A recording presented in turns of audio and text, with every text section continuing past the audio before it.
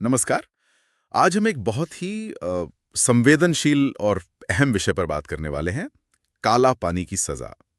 शायद ये नाम सुना हो, पर यह सिर्फ एक सजा नहीं थी। ये कहीं ज्यादा गहरी और भयानक चीज थी। हाँ, बिल्कुल। हमारे पास जो सामग्री है, काला पानी, स्वतंत्रता सेनानियों का बलिदान, उसके कुछ हिस्से हमें इसकी सच्चाई के करीब ले जाएंगे। आज हमारी कोशिश रहेगी ये समझने की कि आखिर ये सजा थी क्या, मतलब क्या था इसका, क्यों दी जाती थी, और भारतीय स्वतंत्रता संग्राम में इसका क्या महत्व रहा। हाँ, और ये नाम काला पानी, ये नाम ही क्यों सोचने पर मजबूर करता है ना? सही कहा। इसका मतलब था निर्वासन, अलगाव और बहुत सारी यातना। तो फिर देखते हैं कि किन लोगों को ये सब भुगतना पड़ा और क्यों। चलिए इसमें थोड़ा गहराई से उतरते हैं। जरूर। तो काला पानी जब हम कहते हैं तो असल में हम अंडमान और निकोबार द्वीप समूह पर बनी सेल्यूलर जेल की बात कर रहे होते हैं। अच्छा, अंडमान में? प्रतीक, जैसे वहां से कोई वापसी ही नहीं है। एक तरह की जीवित मौत। हाँ, कुछ ऐसा ही। और ये समझना बहुत जरूरी है कि यहाँ भेजा किसे जा रहा था। ये आम कैदी नहीं थे, है ना? नहीं, बिल्कुल नहीं।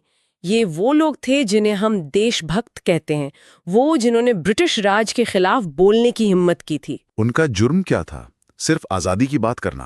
हाँ, उनका तथाकथित जुर्म था भारत की आजादी की मांग करना। इसमें वीर सावरकर, बटुकेश्वर दत्त, बरेंद्र घोष जैसे बड़े नाम भी शामिल हैं। और यकीनन हजारों ऐसे भी होंगे जिनका नाम हम जानते भी नहीं। बिल्कुल, हजारों गुमनाम सेनानी जिनकी कहानियां शायद कभी पूरी तरह सामने नहीं आ पाईं। और सजा का मतलब क्या था? सिर्फ जेल में बंद होना? नहीं, ये उससे कहीं ज्यादा था। मतलब अपने परिवार से, अपनी जमीन से, अपने लोगों से हमेशा के लिए कट जाना। कोई चिट्ठी नहीं, कोई मुलाकात नहीं? लगभग नामुमकिन। कोई वापसी की उम्मीद नहीं, सिर्फ खामोशी, दर्द और बहुत कड़ी मेहनत। और सेलुलर जेल के अंदर की जिंदगी, उसके बारे में क्या जानकारी है? वो बहुत भयानक थी। कैदियों को एकदम छोटी अंधेरी कोठरियों में रखा जाता था। अकेले? हाँ, बिल्कुल अकेले।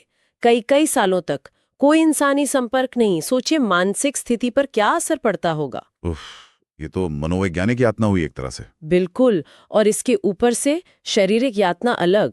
उन्हें पीटा जाता था, भूखा रखा जाता था। और वो नारियल वाला काम, कोलू चलवाने जैसा कुछ? हाँ, कोलू चलवाकर तेल निकलवाना। ये बहुत ही ज्यादा थका देने वाला और मुश्किल काम था। और खाना कैसा मिलता था? बहुत ही खराब और कम।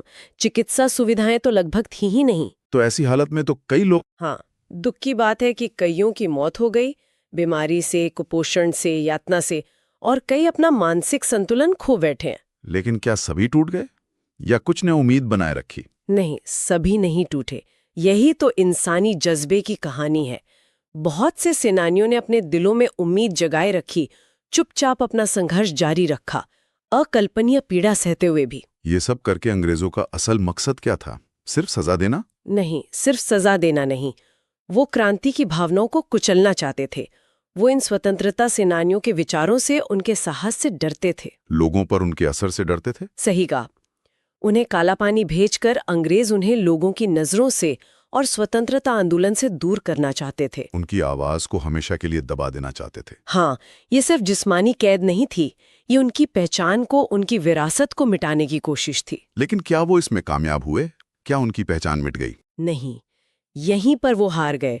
उन जेल की दीवारों के पीछे से भी साहस और बलिदान की कहानियां बाहर आईं। वो जिंदा रहीं। कैसे?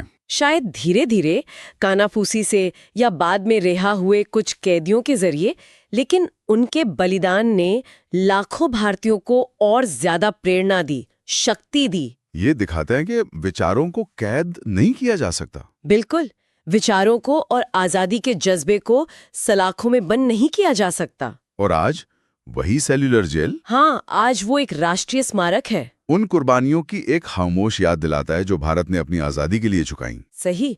तो काला पानी की सजा अब सिर्फ एक दंड नहीं रही, वो अटूट साहस और बलिदान का प्रतीक बन गई है। ये सोचने वाली बात है ना, कि इतनी ज्यादा क्रूरता और अलगाव के बावजूद आजादी की जो मानवीय इच्छा है, उसे पूरी तरह दबाया नहीं जा सका। बिल्कुल। इंसान का जज्बा कितना मजबूत हो सकता है। हाँ, बहुत लचीला। तो आज जब हम अपनी आजादी को महसूस करते हैं, तो ये जरूरी है कि हम उन अनगिनत गुमनाम नायकों को याद करें जिन्होंने काला पानी में सब कुछ सहा और कभी हार नहीं मानी। हाँ, पर सिर्फ याद करना ही नहीं, शायद उनकी उन अनकही कहानियों में, उस भयानक दर्द में भी जो हिम्मत उन्होंने दिखाई, उसमें आज भी हमारे लिए सीखने को बहुत कुछ छिपा हो सकता है। जरूर, शायद लचीलेपन और उम्मीद के गहरे सबक। इस पर सोचना चाहिए। चलिए आज की चर्चा यहीं समाप्त करते हैं।